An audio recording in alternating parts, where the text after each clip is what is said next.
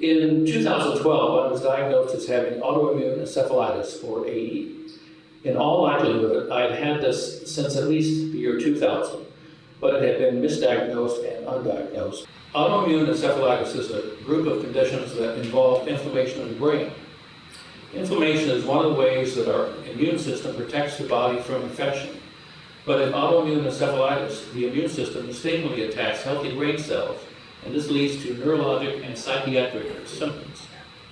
People with AD have a wide range of symptoms. For me, at the present time, it includes distorted vision, memory difficulties, insomnia, involuntary movements, grimacing, severe anxiety, strong emotions, and paranoid thoughts. And for me, it is a kind of relapsing mini-AD, and sometimes responds to treatment. I've had, over the years, plasmapheresis, IV treatment, and occasionally just a heavy dose of prednisone can knock it back. This has come on normally. I've not had a problem, but in the last few weeks, I've had a reoccurrence of this. And has come on very quickly, and I haven't had an opportunity to see my doctor, but I plan to do so when I get back. Anyway, it causes real difficulty in finding words. I'm going to rely on reading my notes for my presentation. I hope you'll understand. I wanted you to be aware of that. Vignettes. I would like to share with you a series of brief vignettes around my experiences in servant leadership. Many are drawn from my closing chapter in the Palgrave Handbook of Servant Leadership, published in 2022.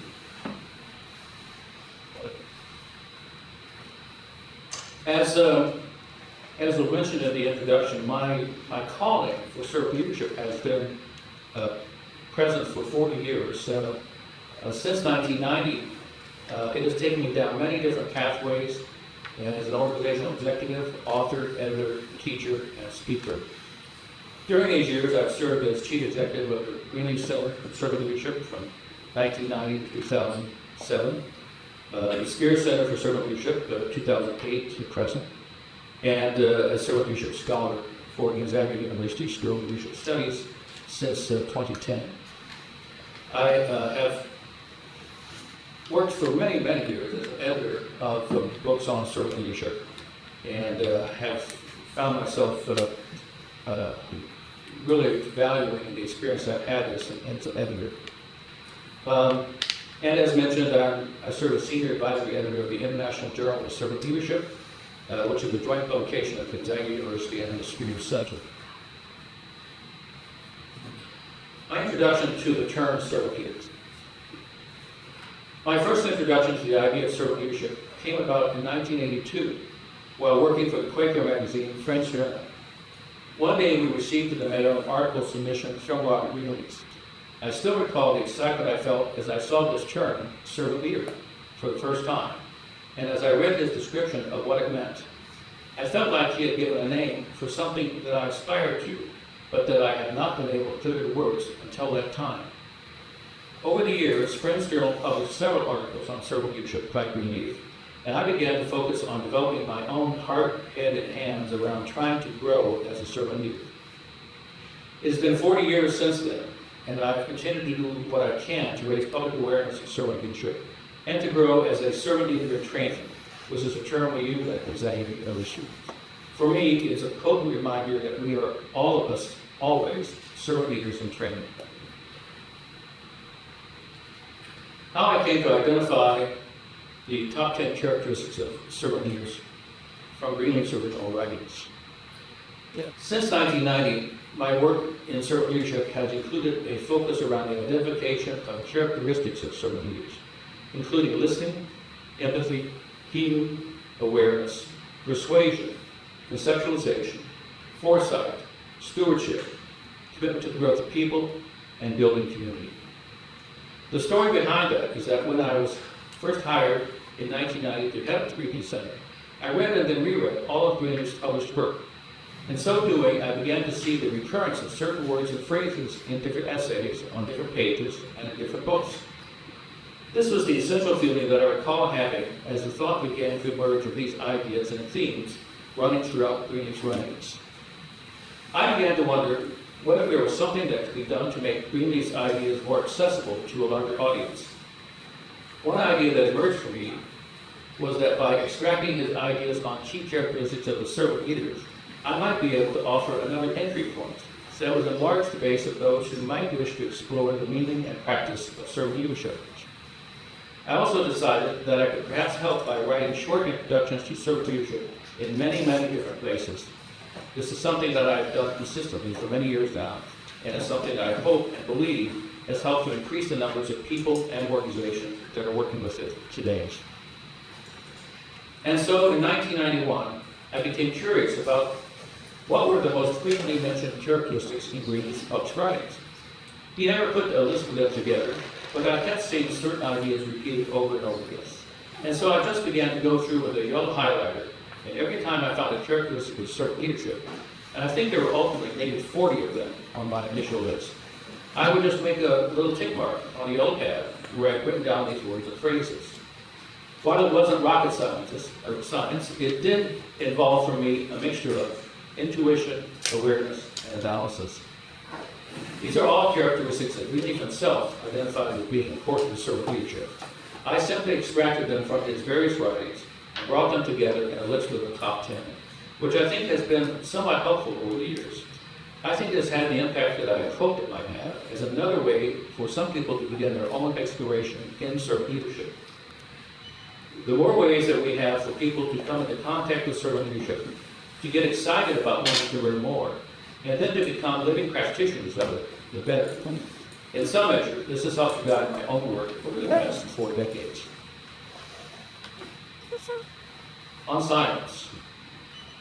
One of the key experiences in Listen, Discern, Decide, one of the graduate courses that I teach at Xavier University, is something that sounds so simple, yet it has proven to be such an important source of personal growth for many students. It's an exercise that involves spending 10 minutes a day in silence, then journaling on silence experience for 2 to 5 minutes daily. Students are invited to share some of their insights and experiences with others in the discussion board, and it's remarkable to read the powerful effect of this exercise for many of them.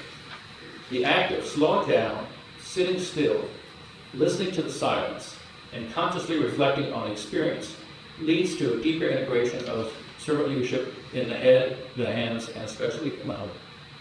It leads to a deeper interior awareness, and it increases one's capacity to become a better listener. Servant first. Some organizational leaders have concluded that servant leadership is the right thing to do, and have subsequently embraced it. This has certainly been an important way in which servant leadership has grown and advanced over the years. However, I think it's vitally important to note that Greenleaf titled his essay, "The Servant is Leader, and not the Leader is Servant." While encouraging leaders to act as servants was a remarkable idea, asking servants to act as leaders was and remains a truly radical idea. It is also an idea that goes against our expectations of contemporary culture. It is this fact that makes servant leadership such a unique and potent philosophy. Is servant leadership a religious concept? I would say servant leadership as defined by Robert Greenleaf is neither religious nor secular, yet it is congruent with both. It has applications in many different places and in different ways, within all faith, philosophical, and humanistic traditions. You can find examples of servant leaders both historical and contemporary. There are many businesses and universities and other institutions that focus on more secular understanding of servant leadership. I find the idea of the word spirit, which is a word that Robert Greenleaf used frequently as well, is helpful as a leading term. Whether you're approaching servant leadership from a spiritual approach or from a secular application within a business or some other kind of institution, everyone understands what spirit is, and particularly what the absence of spirit can mean when we don't find it in an organization. And so I think servant institutions are often best described as being spirited places. The oyster and the pearl. Robert Greenleaf once had a cup of tea. On the back of the tea bag, he read this statement: "The pearl causes the oyster great pain." Greenleaf thought that this was both an amusing and true statement, but also applied to ourselves as evolving human beings. The discomfort that we sometimes feel as servant leaders in training during times of change may be likened to the bit of sand that irritates the oyster, and yet the end result will do the pearl.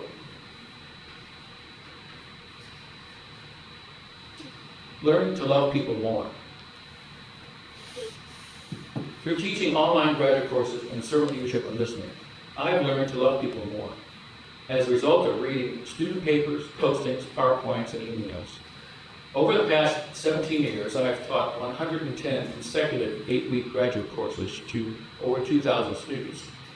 I have read over 8,000 papers and over 64,000 discussion board postings. The cumulative effect of this has been that I feel so privileged to have learned so much from adult professionals as they come to understand and practice servant leadership. I feel blessed and I love people more today than ever before. Another parallel best experience for me is servant leadership. In servant leadership has been my work as an editor. Working as an editor and proofreader has served me and many others in a similar fashion.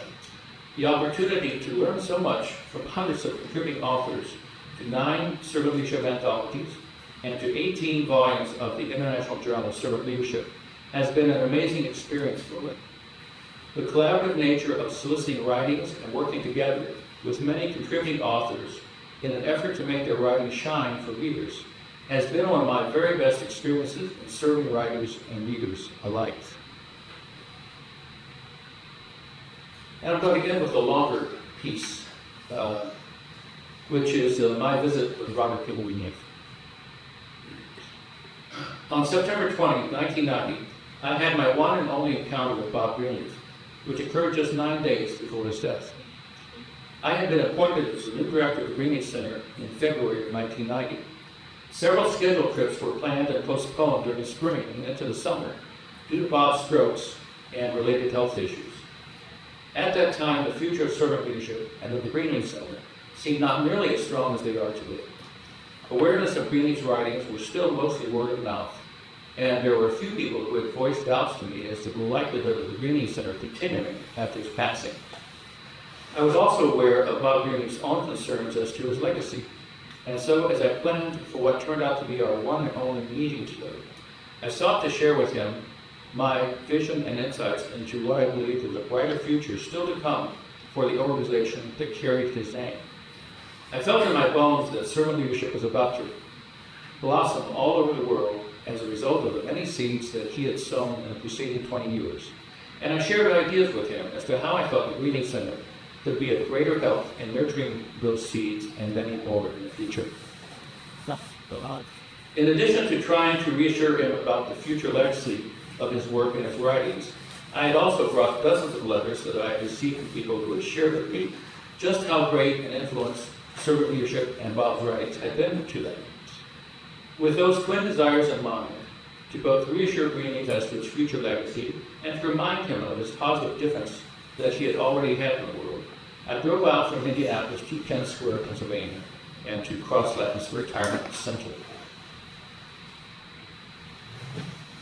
Immediately prior to visiting with Bob, I spent a half hour talking with Lisa Sweeney, the social worker who frequently read to him.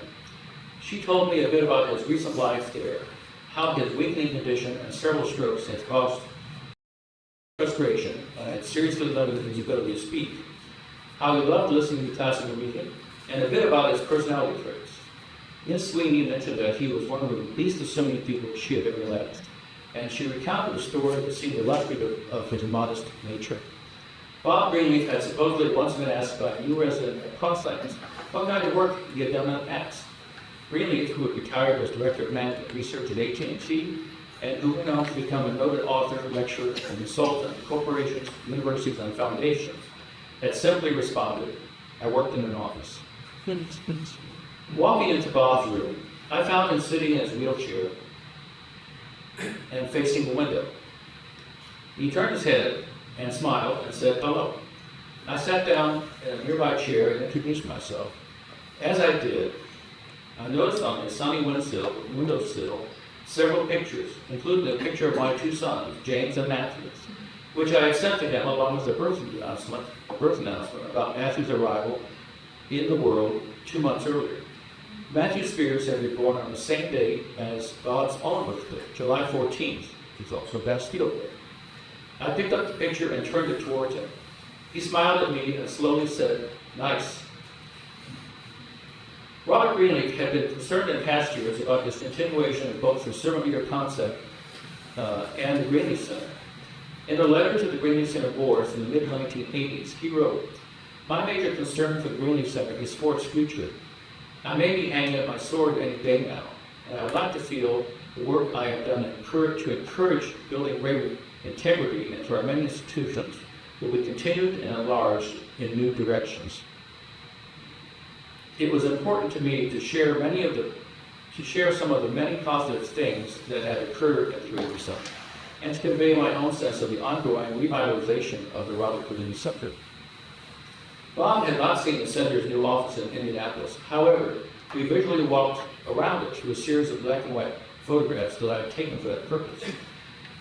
I described the area and building where we were located at that time, and I showed him the half-dozen literature cabinets filled with hundreds of copies of his books, essays, and videotapes.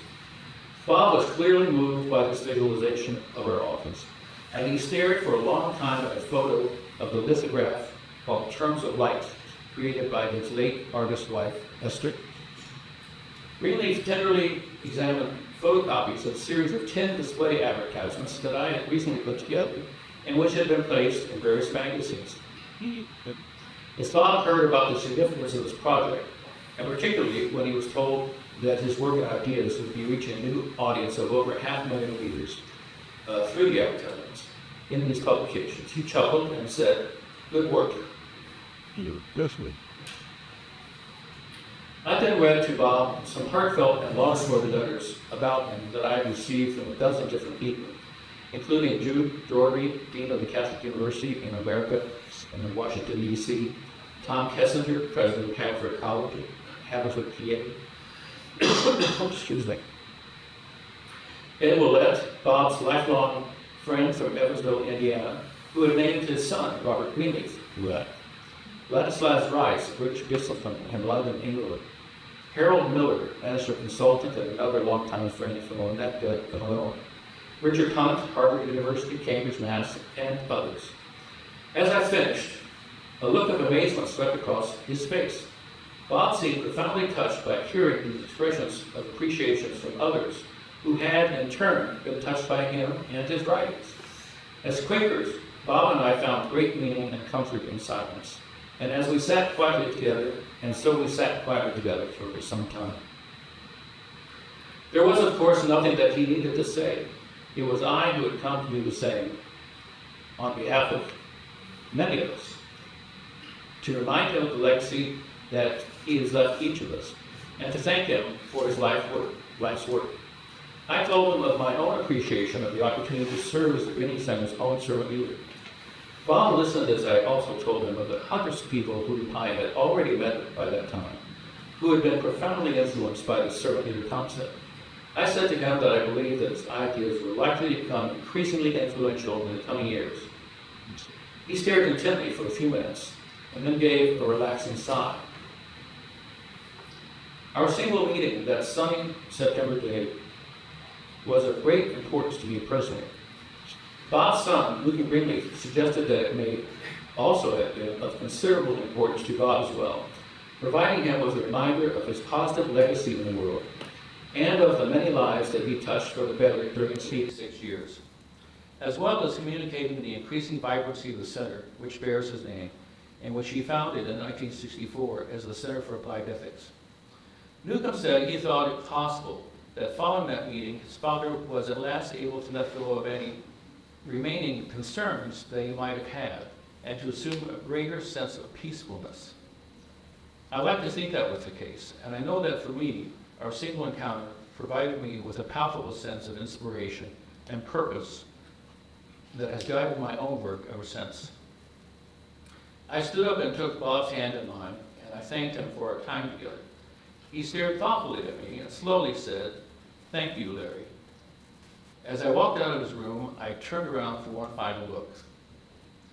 Bob had picked up the Senator's newsletter and was slowly turning the page. Thank you.